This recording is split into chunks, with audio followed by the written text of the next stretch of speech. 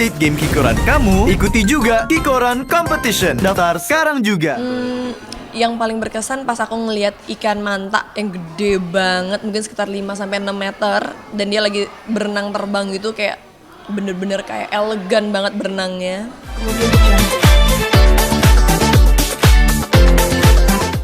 Banyak wanita di Bojonegoro itu menggugat suaminya sebanyak 179 kasus itu suaminya digugat karena masalah judi online.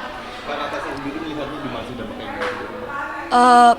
Pastinya sih ya, aku tidak membenarkan adanya perceraian, karena menurut aku kalau udah menikah itu harusnya ada sebuah komitmen yang sangat sakral dan juga konsekuensi yang harus kita terima, baik dan buruknya. Tapi memang perjudian juga bukanlah suatu hal yang patut dibanggakan, apalagi kalau keadaan ekonomi keluarganya juga lagi memprihatinkan dan lain-lain. Harusnya nggak boleh ada yang main-main dengan judi atau judi online. Cuma ya aku berharap setiap wanita-wanita yang 179 wanita tadi yang sudah memikirkan matang-matang untuk menggugat cerai suaminya juga sudah mempertimbangkan baik-baik apakah ini benar-benar kesalahan yang sangat fatal sampai tidak bisa diubah dan diperbaiki, apakah tidak bisa diselesaikan secara keluarga. Cuma ya semoga aja banyak juga orang di luar sana, baik cewek atau cowok, yang nggak ikut-ikutan main judi online, karena nggak menguntungkan juga sebenarnya buat kita. Lebih baik kerja yang positif, yang real di dunia nyata gitu. Oke, Kak, ini kan bicara di lingkup artis sendiri juga, terkadang juga terseret dari artis sendiri tidak main, tapi terkadang kayak dia tuh tidak tahu mempromosikan artinya dari situ karena ketidaktahuan artis itu akhirnya kayak merugikan gitu. Gimana sih melihat kasus kayak gini sih, Pak? Kalau aku pribadi dari dulu aku sangat berhati-hati dan selektif banget dalam mengambil kerjaan, terutama endorsement. Karena endorsement itu kita harus mengiklankan sesuatu dan meyakinkan follower dan juga fans kita untuk membeli, menggunakan, atau mengikuti jejak kita. Dan aku ngerasa punya tanggung jawab moral yang sangat-sangat besar dengan platform yang aku miliki di sosial media. Jadi ya ini kembali ke prinsip hidup orang masing-masing. Kalau aku pribadi tidak akan mau mempromosikan hal-hal seperti itu yang bisa menjerumuskan fans-fans aku atau orang-orang yang udah nge-follow aku. Tapi ya kembali lagi, aku berharap semoga setiap public figure mempunyai pola pikir yang sama, nggak cuma memikirkan untung untuk diri sendiri aja. Tapi terkadang kan dari pihak yang judinya sendiri, maksudnya dia menawarkan harga fantastis, terkadang juga sampai tidak dari kalah sendiri agak susah gitu ya. Kalau aku pribadi sih nggak segala hal bisa dibeli dengan uang, dan banyak value dalam hidup yang nggak bisa dibeli dengan uang, dan uang bukan segalanya. Memang kita butuh uang untuk kehidupan, untuk kebahagiaan kita, untuk setiap aktivitas yang kita lakukan, tapi jangan mendewakan uang. Kak, bicara sama artis nih Kak ya, maksudnya Anda suka percaya nggak sih si A, si B, maksudnya untuk si C ini bisa judi online gitu? Emang ada ya? Emang ada yang kayak gitu? Ada beberapa, maksudnya bukan mempromosikan jadinya kayak gitu Kak. Itu karena dia itu ketidaktahuan atau mungkin ikut-ikutan juga karena harga fantastis kayak gitu sih Kak. Jujur aku nggak tahu sih yang kayak teman-teman artis yang ikut-ikutan. Mungkin aku nggak gitu memperhatikan sosial media yang lain. Cuma ya aku yakin mungkin ada yang nggak tahu, atau mungkin ada yang udah tahu tapi tetap dilakuin, atau mungkin ada yang nggak mencari tahu lebih detail, kan macam-macam ya alasan orang untuk menerima suatu kerjaan. Kalau aku memang dari mama dan dari kakakku yang jadi manajer aku juga sama mama, kita sangat berhati-hati ngambil segala sesuatu, jangan sampai membawa dampak yang negatif juga ke akunya. Oke. Iya, kemarin aku ke Misol Raja Ampat. Jadi itu tuh kayak diving trip.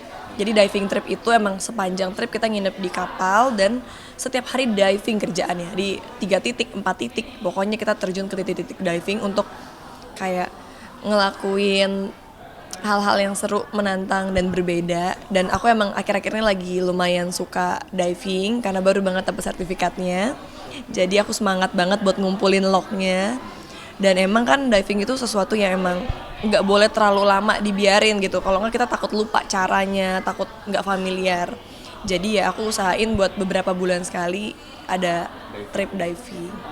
Mendapatkan sertifikat ini sendiri prosesnya lama atau butuh perjuangan. Butuh banget, apalagi ngerjain teorinya banyak banget, susah banget. Nyelesain ujian itu nggak segampang itu. Jadi ada ujian teori dan ujian praktek. Ujian praktek kita dites langsung di kolam dan juga di laut. Kalau ujian teori ini yang paling PR banget karena banyak banget bab-babnya harus kita baca, kita kerjain dan kita selesain sampai dapat nilai lulus baru keluar sertifikatnya. Selama diving sendiri Kak, mungkin ada tujuan terfavorit nggak sih Kak Winona sendiri untuk lokasi diving? Jujur belum ada, karena pertama baru Bali, Nusa Penida, terus kedua langsung yang Raja Ampat, dan Raja Ampat kan sangat-sangat indah banget.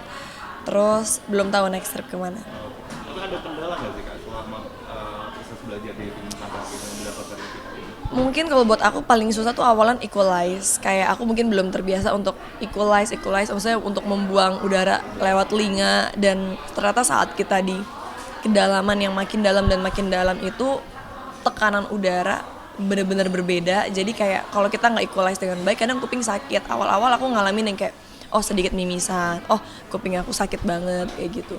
Tapi kalau selama ini sendiri mungkin Kakak sendiri untuk diving itu sendiri atau mungkin dengan ada teman-teman artis yang ngajakin atau tertariknya gimana sih? Sama temen aku sih, ada temen aku Karen, dia tuh emang udah diver yang advance lah. Dia udah sering banget, 12 belasan tahun melakukan itu.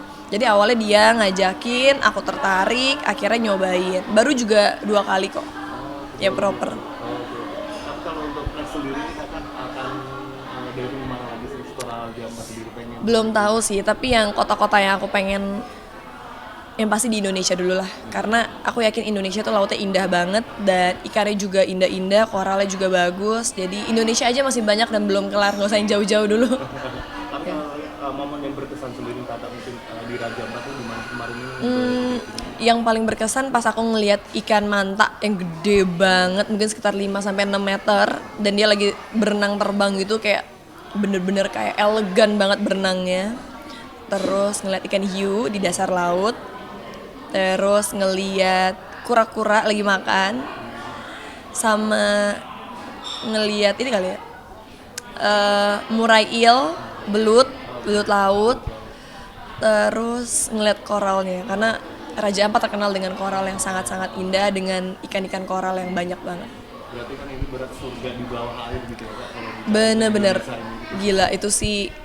Indonesia sih kekayaan alam, keindahan lautnya bener-bener tiada tandingnya menurut aku. Best. Oke. Hai pemirsa, jangan lupa saksikan Obsesi Award Jumat 17 Mei 2020. 17 Mei, oke. Hai pemirsa, jangan lupa saksikan Obsesi Award Jumat 17 Mei 2024 pukul 20.00 waktu Indonesia Barat hanya di GTV.